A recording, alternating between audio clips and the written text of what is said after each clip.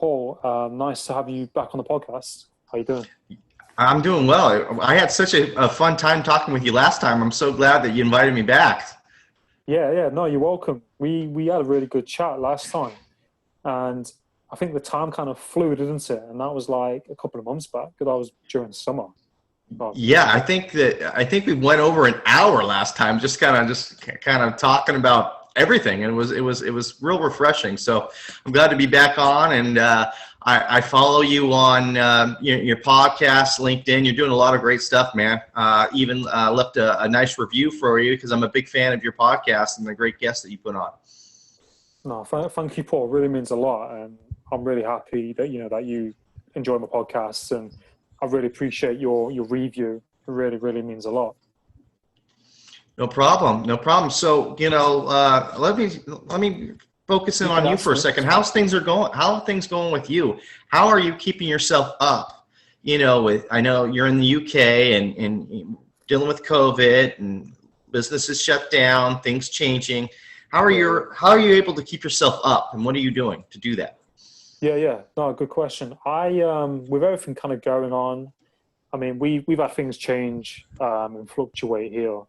But I think with the whole situation, I just kind of like to keep it, routine, keep, doing the things that I enjoy, and just thinking to myself, things are going to work itself, things are going to work itself out, and we have a choice what to focus on, because all the stuff that's going on outside, we can't control that, and I've really kind of limited my news intake as well, so I feel a lot better doing that. I do look at it, every so often to keep updated. But yeah, just kind of focusing on the things that I enjoy. I had a few experiences recently, with a job on the side which didn't work out. And I felt quite stressed and things like that. But I think through that experience, I kind of just realized, why I need to kind of focus on the things that I love and enjoy, and I kind of try and keep that kind of attitude and mindset in what I'm doing, and just trying to provide value through this. Absolutely. So, like we're all human beings, and you kind of alluded to it, with your side business being stressed out and such. What do you do to keep yourself up? Because there's times, in my life, I'll admit, where I'm Yeah. not, high energy, positive thinking. Sometimes I have negative thoughts that go in my head, and we have to address it. So what do you do to address Hmm. those negative thoughts that come through your head? Yeah, no, I think what I tend to do is kind of rationalize them, and just, if I do get negative thoughts or have those kind of days, is I tend to think back to times when I was going through a lot, or if I was in a like a darker place, and I'm thinking to myself, well, if I could go through X, Y, Z, then Mhm. right now, what is right now, because I mean, I talk about it sometimes, but I had PTSD in the past when I was 13, 14. And that was like, the hardest times, for me so far. So I think back to those times, and certain times, in school, where it's difficult. So if I feel stressed or, feel negative, I tend to do that and reflect, and, I shift, and also think about, other people in other situations that, are worse off than myself. What am I worrying about? So do you still have PSD, P- or how? no, PTSD. No, I don't have anymore. No. Oh, awesome! You were able to overcome it, huh? Yeah, I was 13 when I fell through this roof. Did I tell you last time we spoke? No, I did not. No, I don't Oh, remember you telling me. I would have remembered that. yeah. I fell through a roof when I was 13, and I was messing around with friends on a skylight on a glass panel, Hmm. and I fell through it, and I cut my arm open. Very lucky to be alive. Landed on a sink, fell down about 12 or 13 feet, and I was in a state of shock, and I thought I was going to die. I ended up going to hospital, checked me over, and all the rest of it. Left the same night. And then over time, when I was doing my GCSEs, the exams at school, I remember just, feeling all this like stress and overwhelm. And I just thought I was going to die because it was, the thought process of what I thought when I fell through. So yeah, I had PTSD, anxiety, and depression, all of that for like quite a while, for a couple of years, I think, a couple of years. But I think what helped me through that was, exercise, moving, running, going to the gym. That really got shifted it. And obviously I had, therapy alongside that as well. But yeah. That's amazing, man. That's awesome. So by intense, so you still do intense exercise now? And that obviously that helps you probably now, right? Yeah, yeah. I work out like 5 days a week. Oh, good. Just for my own personal, fitness. Hmm. Just like weights and press ups, that kind of thing. And I notice a difference if I do it and if I don't do it.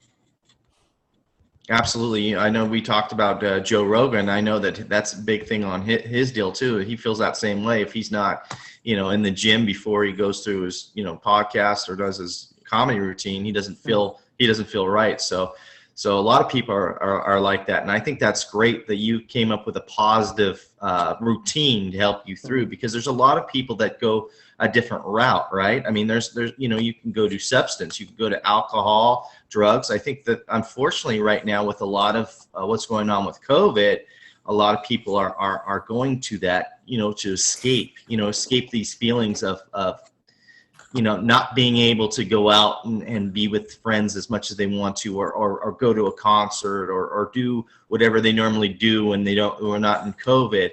And it's hard because it's hard to face your feelings, right? It's hard to, when you feel sad or angry, you don't want to face it because it's a tough thing to do. So you want to disguise it by other, negative things. Like I said, substance abuse or just kind of burying it. And I have to tell you, that's the worst thing you can do. It's better if you can just face what you're feeling, and hopefully you have people in your life that you can turn to. If not, you have coaches like Adam. I know you're a coach. I'm a coach. We'd be happy to assist you through these hard times, and know that you're not alone. I think a lot of people have these thoughts in their head and they think, oh, I'm crazy for thinking these feelings, and you're not. There's millions and millions of people that think the same way you do. Get that elephant out of the room. I'm sure there's a lot of people. I know there's a lot of people that think about suicide, and they think they're ashamed because they have these thoughts in their head. They think that they're abnormal for having that thought. And again, you're not alone. There's several people, millions and millions of people around the world that have that same thought. What I would say to the people that feel that way is seek help. Before you do anything drastic, seek help. Talk, call a 1-800 number if you want to be anonymous, but please get help. That is a problem that you can never fix. If you go through suicide, that's one problem that will never be fixed. So please, please, please get help.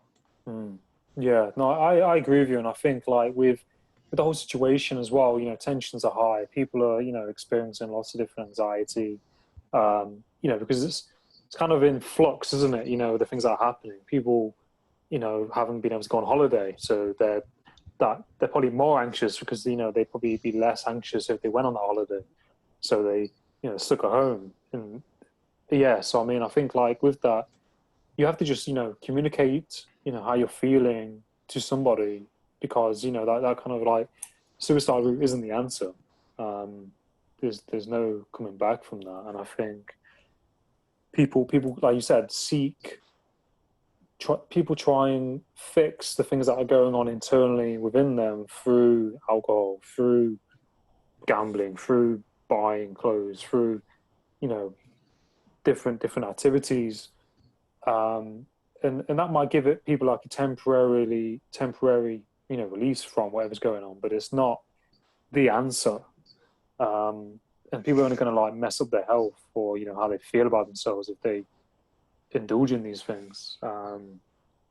So yeah, they need to, communicate with somebody or have probably coaching or, some kind of therapy.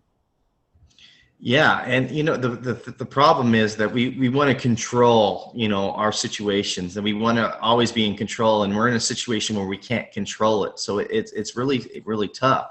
So in this time, especially, and other times too, worry about what you can control, and try not to worry as much on stuff that you can't control. So if you're not in a good mood, and you don't want, but with me saying that, it's okay that you're not in a good mood. I never want anybody to suppress their feelings. If they're angry, they're sad, that's a human emotion. That's okay that you feel those ways. That's fine. But there's going to be a point in your journey where you're not going to want to feel angry and sad anymore. And at that point, you want to be aware of that. I feel angry right now. I don't want to be angry anymore. What can I do? And I think you kind of alluded to it in your own life, is that gratitude piece, thinking about things that are going well in your life, and thinking about things in perspective. Like you mentioned that people have it worse than you, what have you. But then one thing I would stress on that is, I wouldn't worry about it so much on that piece. Just worry about what you have, and not worry about what other people have, because competition, and in the end of the day, we're only competing against ourselves. We don't know that other person's starting line or finish line. We only know what we can do. So we just kind of have to focus on our journey, and not be jealous about, oh geez, this coach started after me and he has several more clients than me. No, you know what? It's a different journey. That person's on a different path, and you just have to focus on where you're at in your journey, and do the best that you can do. As long as you compete against yourself and be the best person you can be, you can put your head down on the pillow and say, oh, you know what? I gave it my all today. And sometimes your all might not be that much. Maybe you're in a hard mood. Maybe you're sad, and maybe the best you got is taking a shower, getting out of bed. That's all you had that day. You know what? Let's go back to sleep, and then let's try it again tomorrow, and let's see if we can do better than that. And I think it all starts with that self-love. Yeah, no, that's a really, really good point. And I think, like, as well with that is like what you mentioned, like looking at what you do have as opposed to what you don't have, and not competing with like other people, but trying to be a better version of yourself, the next day. And I mentioned this to somebody recently, and I was like, well, that's kind of a bit like Apple. Apple, when they make their products, they're only in the competition with themselves in some way. They're trying to be better than their previous iPad or iPhone, whereas all the other companies are trying to compete with Apple because they're trying to be like Apple. Whereas it's like, if you just probably, for example, be like Apple, be better than the previous day. And as well, what you said, like, we all kind of feel different emotions and things like that from time to time, and we're only human, aren't we? And I experienced that today. I went shopping, and I was going down this aisle in the supermarket, and there was this couple, and they were like happy and they're in love and they're like together, and I kind of was like, part of me felt sad because I was like, well, I haven't got that right now. And I was like, well, hang on a sec. I thought to myself, no, that one day that will happen. Do you know what I mean? One day that will be, X, Y, Z. And I felt better, right? It's that switch, isn't it? Noticing that switch in your emotions, trying to catch that kind of narrative and just changing that around sometimes. Yeah, and you don't know really their story. That in that grocery store, they're happy at that moment, but you don't know their struggles that they have, because I'm sure they do. But it's great that you saw the good energy that they had with each other. I think that's what you were picking up on. So hopefully they do have that energy outside the grocery store, and that's a great thing. Yeah. I mean, being in love and everything, and that's a beautiful thing, and it's a hard thing, right? I mean, because men and women, or women and women, or men and men, whatever relationship, everybody does, they're two different people, right? And sometimes, like I said, we're kind of all on our own path. And sometimes those paths can kind of coexist with each other, but sometimes they don't, and they go a separate way. And it's extremely hard to give that up. Like, if you really really loved somebody and you thought, you know, there was going to be a strong future, and then all of a sudden it changed for whatever reason, no fault of anybody, but just changed. People change and they're going a different route. It's so hard to kind of move on, you know, because you constantly think about all the good times that you had, and you know, and so that I think that's a lot of people struggle with, is that relationship loss. Even if they're the one breaking up, there's still a loss there. But you know, that was, you know, interesting that you brought that up, because yeah, I mean, I know I've experienced that in my life. I'm sure you have too, with breakups and stuff. And it's hard because, you know, it's the unknown, right? You know, you were with that person for whatever long, and then all of a sudden they're not in your life anymore, and you kind of have to, you know, kind of pick up the pieces rather, and you know, do life differently. Like you probably had maybe date nights on Saturday night, or had a routine, and now you don't have that anymore, and now it's different, and now you have to kind of come up with your own routine and your own success. But the one thing I can say, if you're in a situation like that, if you recently broke up with somebody, or you know, struggling with that, is just be patient with yourself and love yourself, and not say to yourself, there's something wrong with me, that person doesn't want to be with me. You know, they're on, like I said, they're on their own path. You don't really know what's really in their mind. You might know them a little bit, but there's some things you don't know.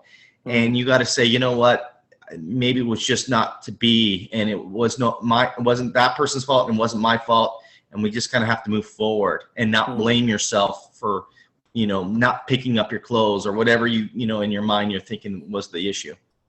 No, that's a really good point. I think, like, as well with that, it's like you said, you know, we're on our path and that person's on their path, and you know, it's like, you know, energy, isn't it? You know, if that kind of particle's not meant to bounce around with that particle, then, you know, they needs to move on and do its own thing, doesn't it? Because I think, like, as well, if someone isn't working or things like that, then there's no point both people being unhappy or staying in something for the sake of it.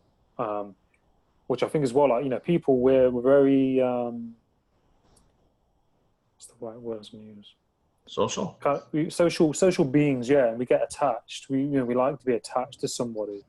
And I think people kind of favor that rather, you know, they don't want to lose that attachment, so they stay in that thing, even though it might be very negative, because they might be afraid of, you know, being by themselves. But that's the biggest thing. I think that a lot of people, if you talk to people about that, a big fear in people's lives is the fear of being alone, or fear of dying alone, or those fears.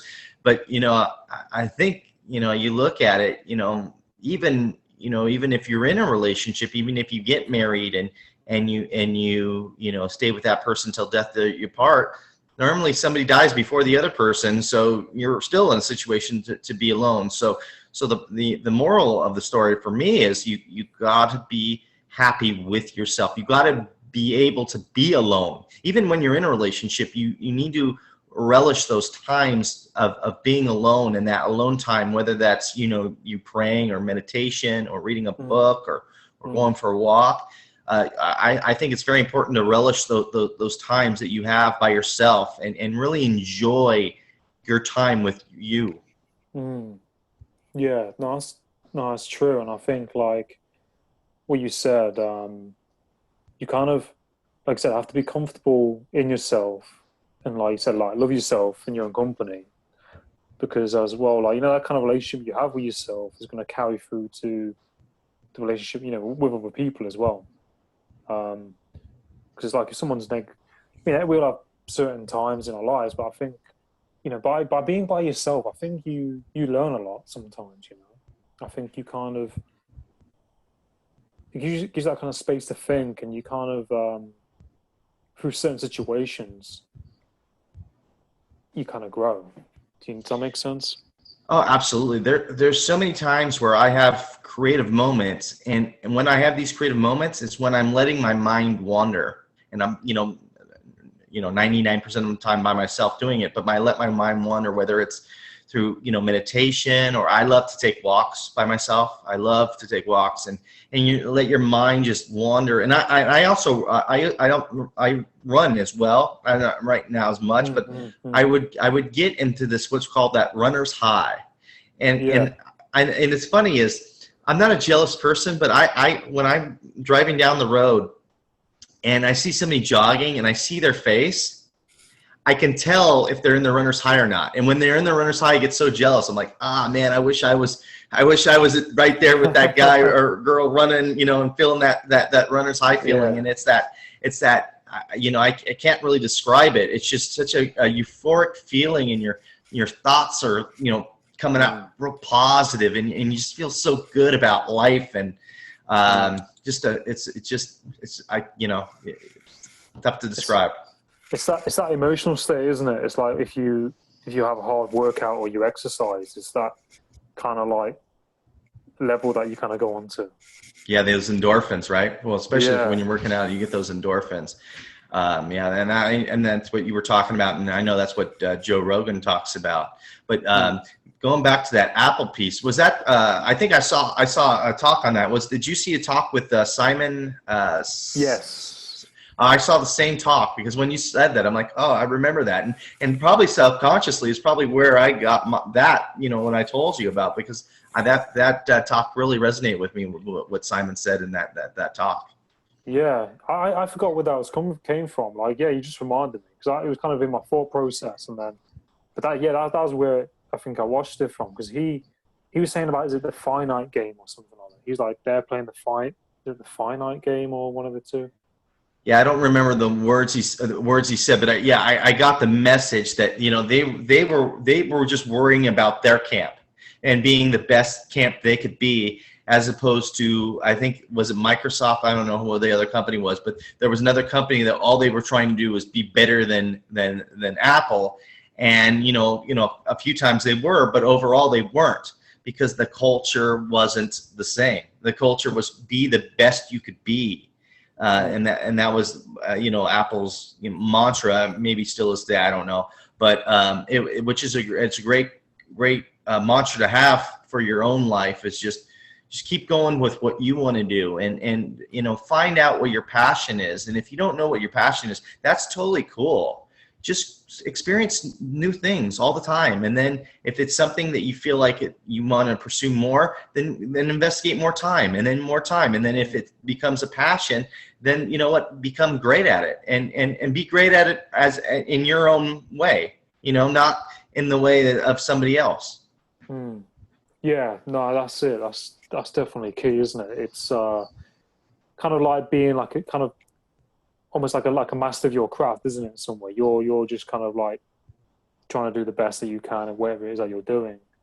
And I think that's what you've seen a lot of actors and a lot of athletes and a lot of successful people, is that they just kind of, especially Kobe Bryant, for example. He was a master of his craft, and he figured it out, and he was like, well, if I'm going to be better than these guys, I'm going to have to get up at this time, train this much, and that momentum is going to propel that person tenfold. Yeah, but with him though, it was more about him. Like I said, going back, he was competing against himself. He was trying to be better than he could be. Just get to the best level of Kobe could be. I'm sure he thought about Jordan. I know that he looked up to Jordan, but with a lot of his talks, it wasn't about Jordan. It was about how good Kobe could be, how good he could be, and he did the things that he thought he needed to do to get to whatever level he wanted to get to. And he's obviously blessed with obviously a great athletic ability and an even better mindset. Talking about Kobe Bryant for a second, Jerry West, who was the guy who drafted him, Laker great. He said that, the amazing thing about Kobe is athletically, obviously he's athletic, but he's not the most athletic person on the court. There's people faster than him, people that can jump higher than him, people that can dribble better than him, but nobody's better than him. and it's because of his determination and his work ethic, that he had that never say die attitude, and that, you know, that's something to be said about that he wasn't. I mean, obviously he was very, very gifted. I mean, obviously he's drafted out of high school, so obviously he has athletic ability that most people don't. But you're right though. There was several people that could jump higher than him or faster than him, dribble better than him, but they couldn't put everything together like he could, and that's a testament to his work ethic and his determination. Yeah, no, massively, I agree. Sounds. One sec. Sorry, I'm still. It's all good. It's all. It's cool. Yeah, no. Sorry about that. Yeah, good. Yeah, no, he was definitely in like his own kind of field, wasn't he? And I think that kind of goes with, you know, a lot of people. They just kind of stand out. And I was watching Joe Rogan, and they had Mike Tyson on. Did you see the one with Mike Tyson? I did see that one. Yeah, recently, right? Yeah, and he's really like a humble guy. Like he's really changed, but like he was saying, that ego part of him is still kind of there, and he was kind of afraid of it. Oh yeah, he had that monster in him. He didn't want to bring that out, because he was saying that, you know, for a long time he was pretty big. Like he wasn't working out, very heavy set, wasn't very healthy. And one of the biggest reasons why he was that way is because once he started working out, then that beast comes back out of him. He was saying that, he said, well, his wife told him to go on the treadmill, gets on the treadmill, and, you know, he's on the treadmill for 10 minutes. Then all of a sudden he's on the treadmill for 2 hours. Now he's like, okay, now I want to get, you know, now I want to start to spar. And all of a sudden now you look at him, if you've seen him recently, he has six pack, and he's swinging hard. And the funny thing about that podcast is it's hard to read Mike Tyson, because he'll be talking, right? And then all of a sudden he'll get really serious, and then Joe Rogan's like, "Oh man, did you notice that too?" Like he would get like in this zone, like, "Oh man." I noticed that, and I could see like the way he was like I said, it was hard to gauge, wasn't it? And you could just switch, and he was like more serious, and what did he say? He said something like he's being put together by the gods or something like that, or something. Yeah, he's really well-read guy. I mean, I was so surprised, you know, about him. He's very, very well-read. He's very, very intelligent. I mean, I really think that if he wanted to, he could be a college professor. To be honest with you, he's that smart.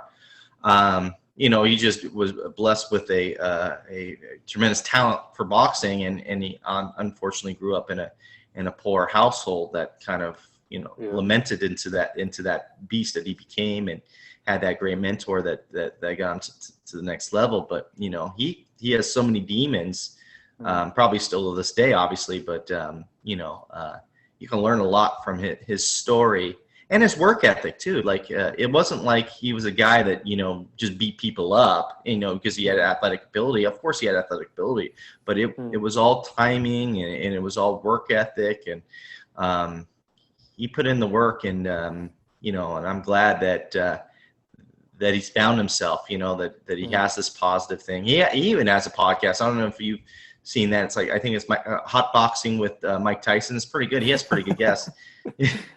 So cool yeah, it's a cool name, because he's into the cannabis industry as well. I think he has a farm, so he's really into the cannabis, and on the health benefits of that. But you know, interesting guy.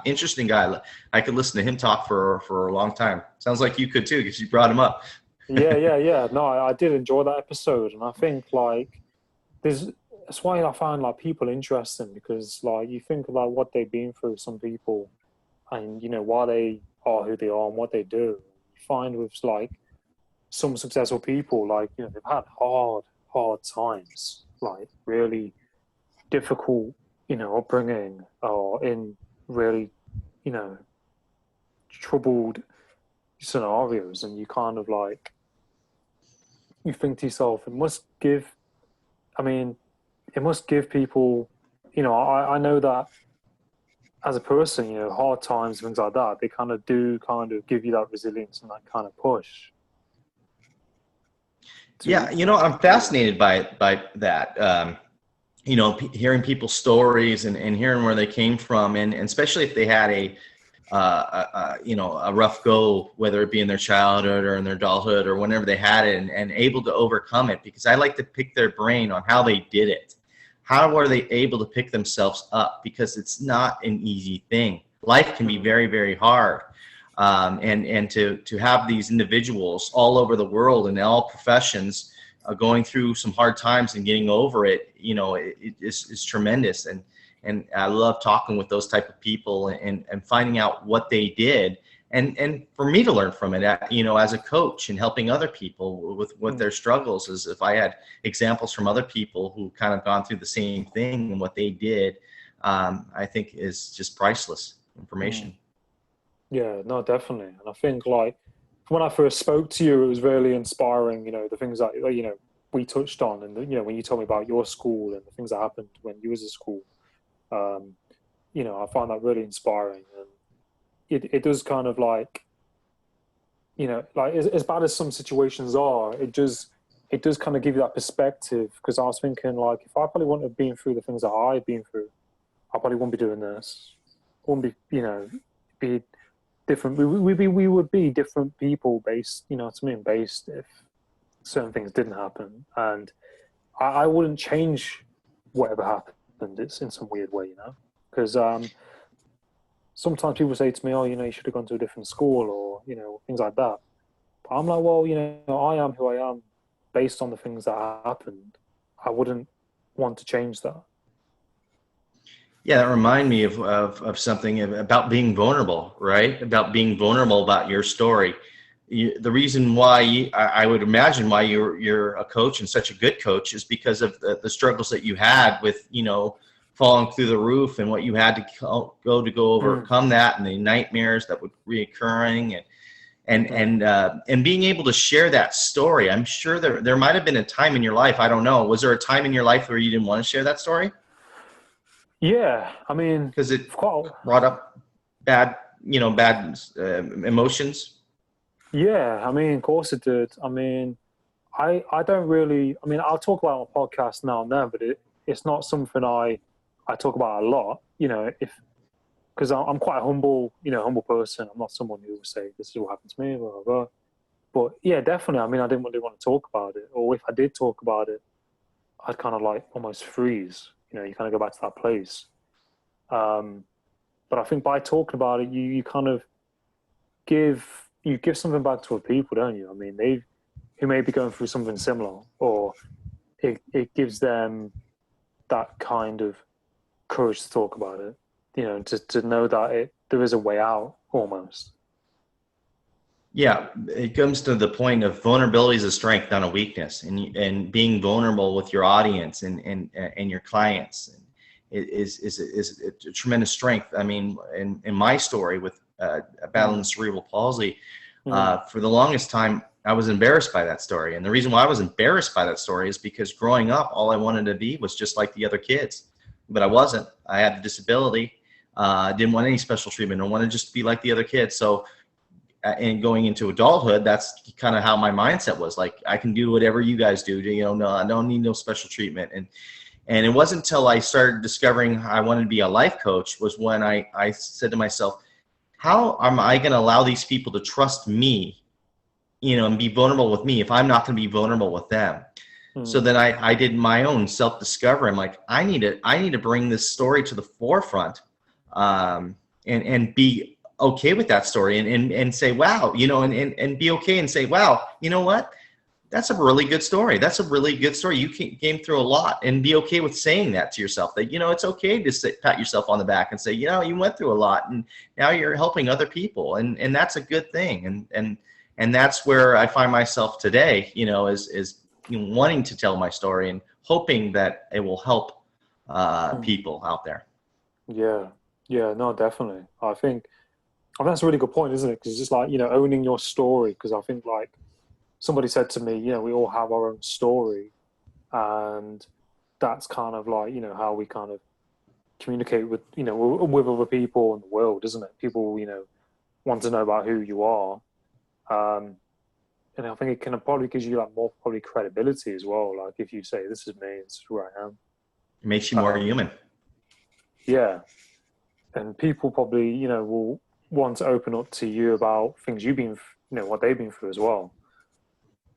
I think. Oh yeah, no question about it. It starts with, it starts with me, but then, we slowly transition, because what happens is I'll tell my story and then it will trigger in their mind, the stuff that they're going through. And then at that point, okay, now we can flip it back to you. And then I can, really concentrate on what I can do to help my clients. And what I tell, my clients going in, that they do the heavy lifting. I don't.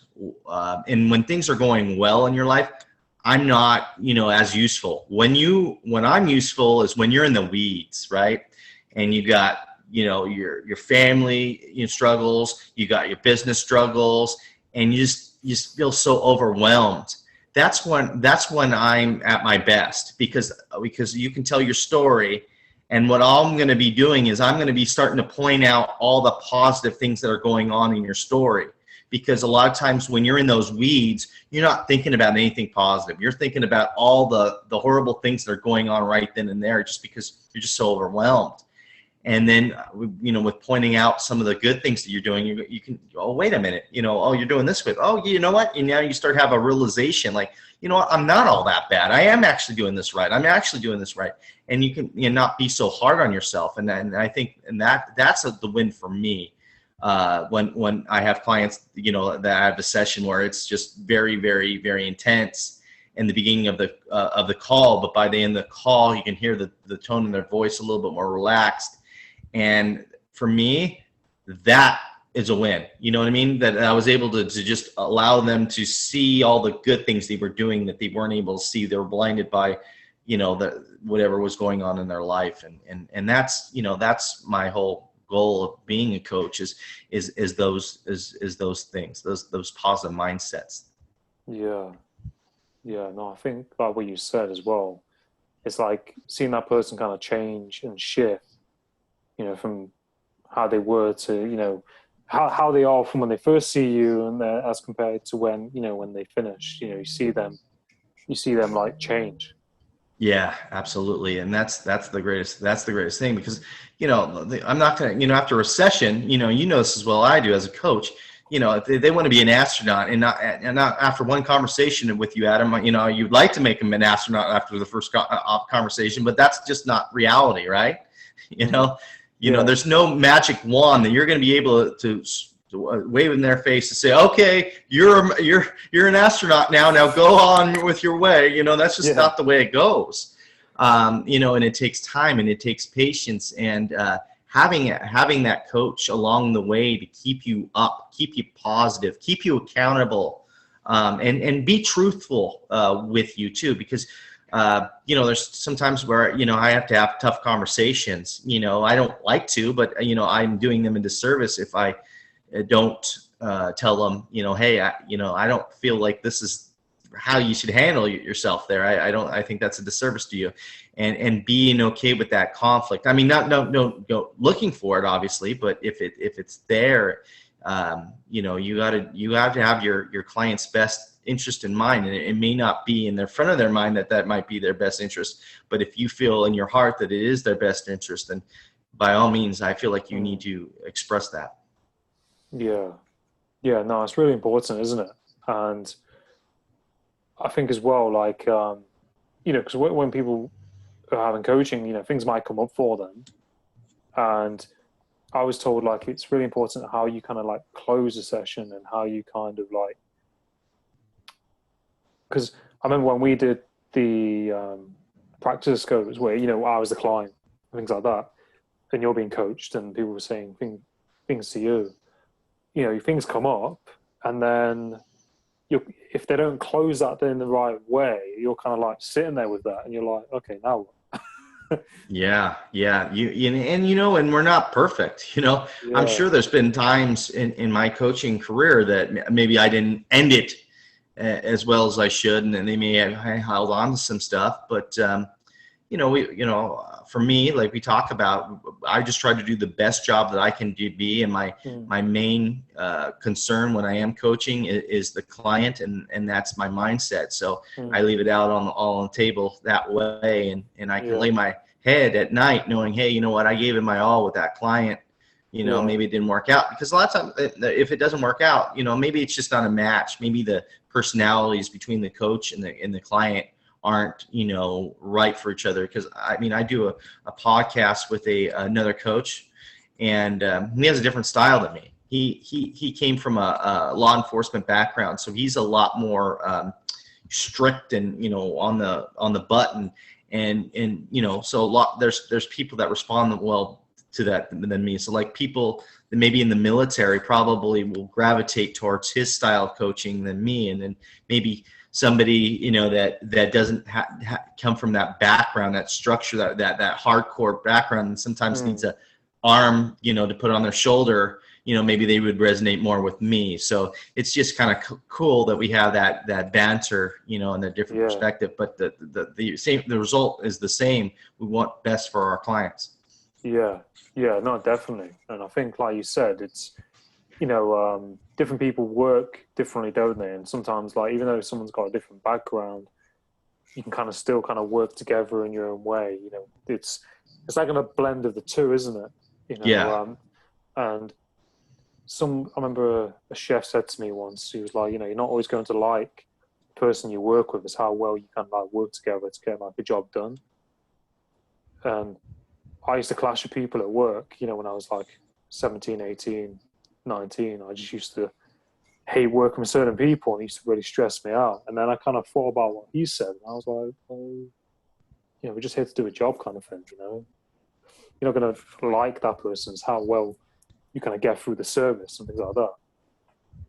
Yeah, well said. Well said. I agree with that. I know we're coming towards the end, but I have a question for you, because I just thought about it right now. Why did you want to become a life coach?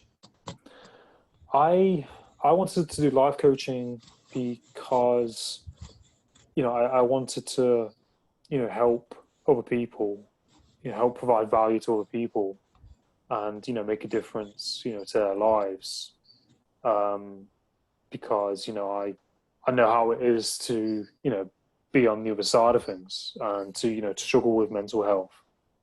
And when I went through that, it just really made me think about things really deeply, and I just want to give something back and provide value and help other people. That's how I am. I'm very empathic, as a person. I'm quite tuned into people's energy and things like that. I tried different things out before I got to life coaching. I was going to join the military at one stage, and then I went to university, tried different jobs, and then that came to me, and I thought about it. And I was like, yeah, I'm going to do coaching and help other people. That's beautiful. That's great. I'm happy that you're on your journey, and all I can say is just keep patient with it. I see you, like I said, I see you on LinkedIn a lot and doing your thing, and you're in different videos, and it's very, very helpful stuff. So keep doing that, and good things are going to happen, are already happening to you, and it will continue to happen for you.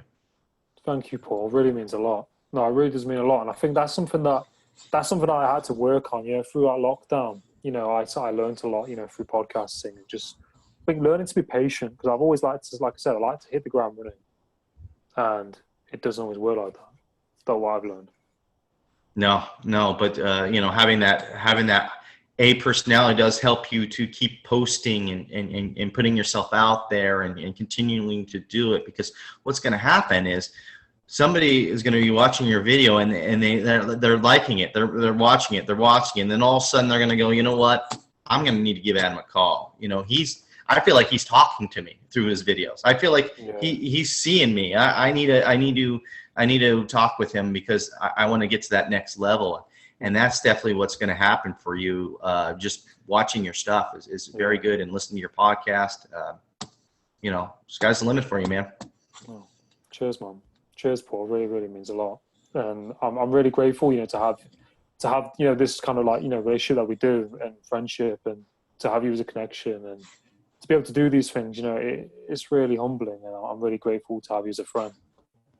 Yeah, I mean, it's crazy how everything's shrinking, right? You're across the pond, and now we developed a friendship through through Zoom and doing podcasts and viewing each other's content. So it's such a beautiful thing, and I'm so thankful that because of these podcasts and stuff that we're able to make these connections internationally and see how other people live, because I think it's very important to see how other people live and maybe adopt some of the stuff that you guys do in the UK, in my life that would make it better. So awesome, man.